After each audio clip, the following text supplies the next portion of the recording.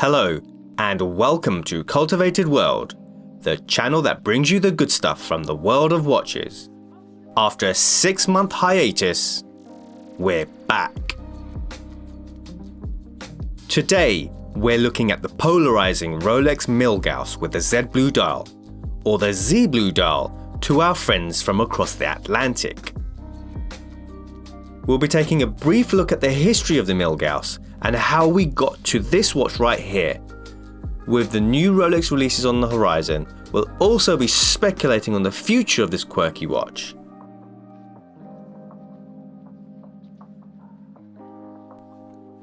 Rolex has always prided itself on creating watches for the most demanding of professions.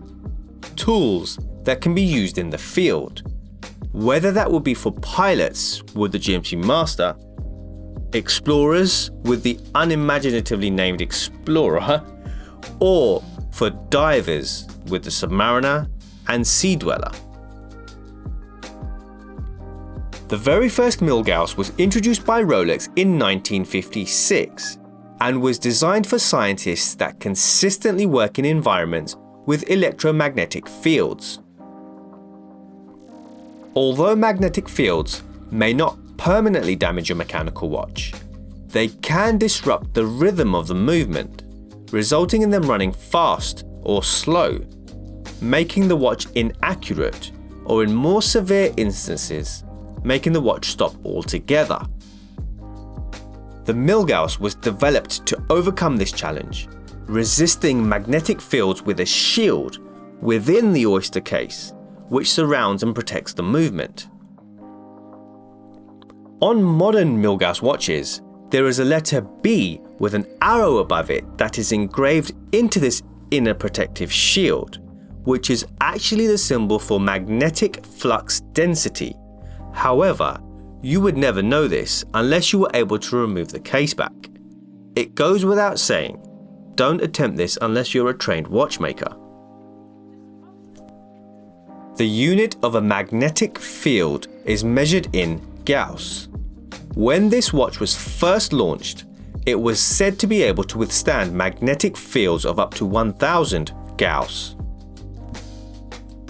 Combine the word Gauss with the French word for thousand, mille, and you get Milgauss. I think we can all agree that this is a much more clever name than Explorer. Resembling the Submariner, which was launched a few years earlier, the first Rolex Milgauss with reference 6541 had some distinct features. Most notably is the lightning bolt seconds hand with the red tip. This was unconventional by Rolex standards, but I suppose it was a way to reference science. Other features included the Dauphine hands, arrow-shaped markers at 3, 6 and 9 o'clock, and a honeycomb dial. In 1960, Rolex launched the second iteration of the Milgauss with some notable changes.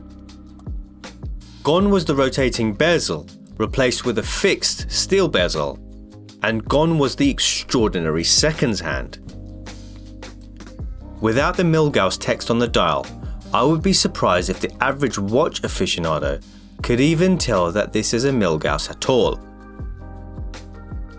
This version of the Milgauss was discontinued in 1998 and was without an immediate replacement. Rolex made us wait almost 2 decades, but in 2007 the Milgauss was back. Among the 2 available configurations is this Rolex Milgauss we have here today, with the Z Blue dial and reference 116400GV.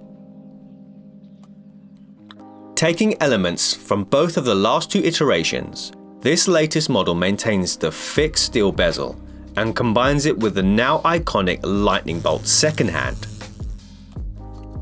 Naturally, the oyster case and bracelet are made from 904L steel, as you would expect from a Rolex professional watch.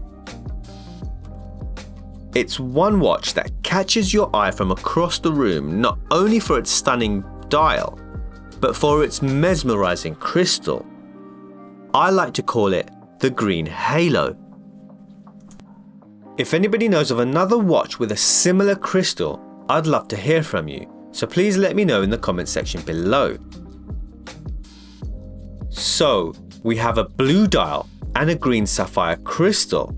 To top it all off, Rolex decided to add a bit of orange to the mix. Not the first colour that comes to mind when you think of the world's most loved watchmaker. Not only is the seconds hand in the shape of a lightning bolt, it's bright orange. Who is this watch meant for? Mad scientists? Great Scott! The orange continues along the minute track and the Milgauss text at 12 o'clock. Jokes aside, this vibrant combination of colours actually works. It's much more interesting than something like a standard Submariner. I know this watch isn't for everyone, but those that are drawn to it absolutely love it, its quirks and all. I'm not sure I can say that for every modern Submariner owner. With Rolex set to announce their new novelties at the end of March 2022, the rumour mill is beginning to spool up, and this begs the question, what will happen to the Milgauss? The Milgauss is one of the few watches in the current Rolex lineup that hasn't had a refresh. The Milgauss still features the 3-1-3-3 movement with only 48 hours of power reserve, with most other Rolex professional watches having been upgraded to at least 70 hours.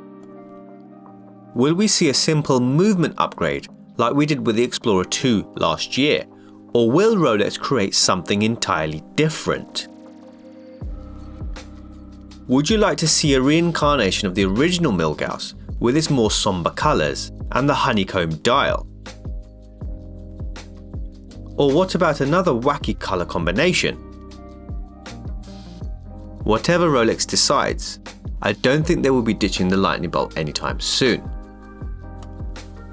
Thank you for watching this video on the Rolex Milgauss. If you like watches as much as we do and want to see more watch content like this, please like and subscribe, and remember to hit that bell icon.